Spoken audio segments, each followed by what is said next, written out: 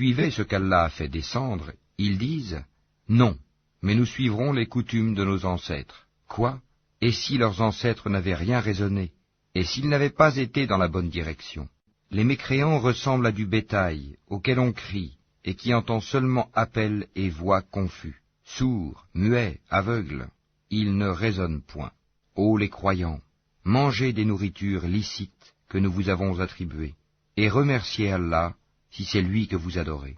Certes, il vous interdit la chair d'une bête morte, le sang, la viande de porc, et ce sur quoi on a invoqué un autre qu'Allah. Il n'y a pas de péché sur celui qui est contraint sans toutefois abuser ni transgresser, car Allah est pardonneur et miséricordieux. Ceux qui cachent ce qu'Allah a fait descendre du livre et le vendent à vil prix, ceux-là ne s'emplissent le ventre que de feu. Allah ne leur adressera pas la parole au jour de la résurrection et ne les purifiera pas, et il y aura pour eux un douloureux châtiment. Ceux-là ont échangé la bonne direction contre l'égarement et le pardon contre le châtiment. Qu'est-ce qui leur fera supporter le feu?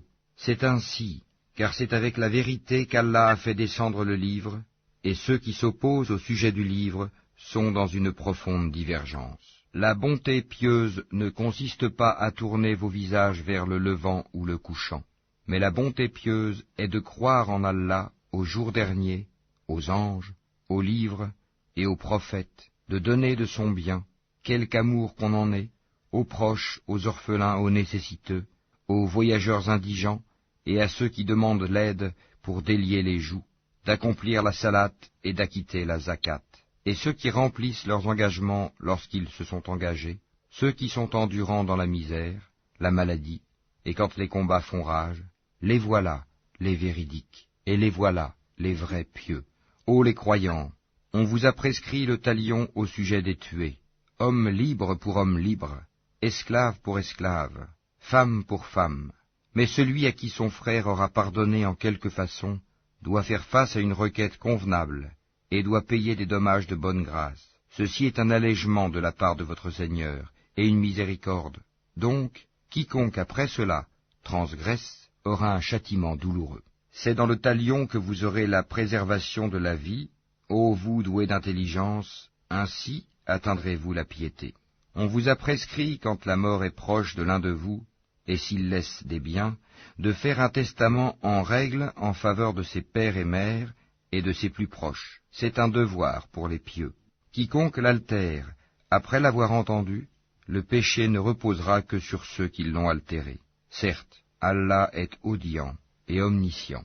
Mais quiconque craint d'un testateur quelque partialité, volontaire ou involontaire, et les réconcilie, alors pas de péché sur lui, car Allah est certes pardonneur et miséricordieux.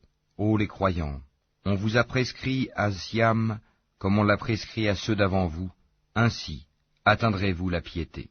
Pendant un nombre déterminé de jours, quiconque d'entre vous est malade ou en voyage devra jeûner un nombre égal d'autres jours. Mais pour ceux qui ne pourraient le supporter qu'avec grande difficulté, il y a une compensation, nourrir un pauvre.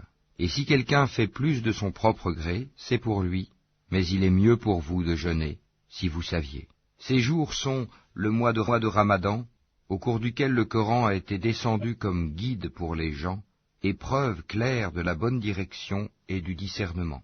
Donc, quiconque d'entre vous est présent en ce mois, qu'il jeûne, et quiconque est malade ou en voyage, alors qu'il jeûne un nombre égal d'autres jours. Allah veut pour vous la facilité, il ne veut pas la difficulté pour vous, afin que vous en complétiez le nombre et que vous proclamiez la grandeur d'Allah pour vous avoir guidé, et afin que vous soyez reconnaissants. Et quand mes serviteurs t'interrogent sur moi, alors je suis tout proche, je réponds à l'appel de celui qui me prie quand il me prie, qu'ils répondent à mon appel, et qu'ils croient en moi, afin qu'ils soient bien guidés. On vous a permis, la nuit d'Asiam, d'avoir des rapports avec vos femmes. Elles sont un vêtement pour vous, et vous êtes un vêtement pour elles. Allah sait que vous aviez clandestinement des rapports avec vos femmes.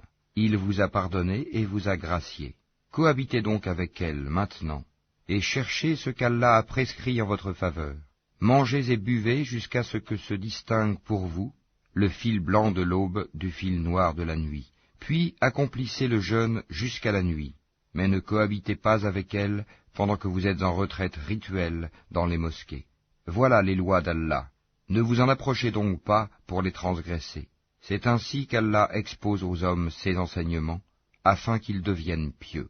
Et ne dévorez pas mutuellement et illicitement vos biens, et ne vous en servez pas pour corrompre des juges, pour vous permettre de dévorer une partie des biens des gens, injustement et sciemment. Ils t'interrogent sur les nouvelles lunes. Dis, elles servent aux gens pour compter le temps, et aussi pour le hajj, pèlerinage, et ce n'est pas un acte de bienfaisance que de rentrer chez vous par l'arrière des maisons. Mais la bonté pieuse consiste à craindre Allah. Entrez donc dans les maisons par leurs portes, et craignez Allah, afin que vous réussissiez. Combattez dans le sentier d'Allah ceux qui vous combattent, et ne transgressez pas. Certes, Allah n'aime pas les transgresseurs. Et tuez-les où que vous les rencontriez, et chassez-les d'où ils vous ont chassés. L'association est plus grave que le meurtre. Mais ne les combattez pas près de la mosquée sacrée avant qu'ils ne vous y aient combattu. S'ils vous y combattent, tuez-les donc. Telle est la rétribution des mécréants. S'ils cessent, Allah est, certes, pardonneur et miséricordieux. Et combattez-les jusqu'à ce qu'il n'y ait plus d'association, et que la religion soit entièrement à Allah seul. S'ils cessent, donc plus d'hostilité, sauf contre les injustes. Le mois sacré pour le mois sacré. Le talion s'applique à toute chose sacrée. Donc, quiconque transgresse contre vous, transgressez contre lui, à transgression égale. Et craignez Allah, et sachez qu'Allah est avec les pieux. Et dépensez dans le sentier d'Allah, et ne vous jetez pas par vos propres mains dans la destruction, et faites le bien, car Allah aime les bienfaisants. Et accomplissez pour Allah le pèlerinage et l'umra. Si vous en êtes empêchés, alors faites un sacrifice qui vous soit facile, et ne rasez pas vos têtes avant que l'offrande, l'animal à sacrifier, n'ait atteint son lieu d'immolation. Si l'un d'entre vous est malade ou souffre d'une affection de la tête, et doit se raser, qu'il se rachète alors par un siyam, ou par une aumône, ou par un sacrifice. Quand vous retrouverez ensuite la paix, quiconque a joui d'une vie normale après avoir fait l'umra, en attendant le pèlerinage, doit faire un sacrifice qui lui soit facile. S'il n'a pas les moyens, qu'il jeûne 3 jours pendant le pèlerinage, et 7 jours une fois rentré chez lui, soit en tout 10 jours. Cela est prescrit pour celui dont la famille n'habite pas auprès de la mosquée sacrée. Et craignez Allah, et sachez qu'Allah est dur en punition. Le pèlerinage a lieu dans des mois connus. Si l'on décide de l'accomplir, alors point de rapport sexuel, point de perversité, point de dispute pendant le pèlerinage. Et le bien que vous faites, Allah le sait. Et prenez vos provisions. Mais vraiment, la meilleure provision est la piété. Et redoutez-moi, ô doué d'intelligence. Ce n'est pas un péché que d'aller en quête de quelque grâce de votre Seigneur. Puis, quand vous déferlez depuis Arafat, invoquez Allah, à Al-Mashair, Al-Haram, Al-Muzdalifa, et invoquez-le, comme il vous a montré la bonne voie, quoiqu'auparavant vous étiez du nombre des égarés. Ensuite, déferlez par où les gens déferlèrent, et demandez pardon à Allah, car Allah est pardonneur et miséricordieux. Et quand vous aurez achevé vos rites, alors invoquez Allah, comme vous invoquez vos pères, et plus ardemment encore.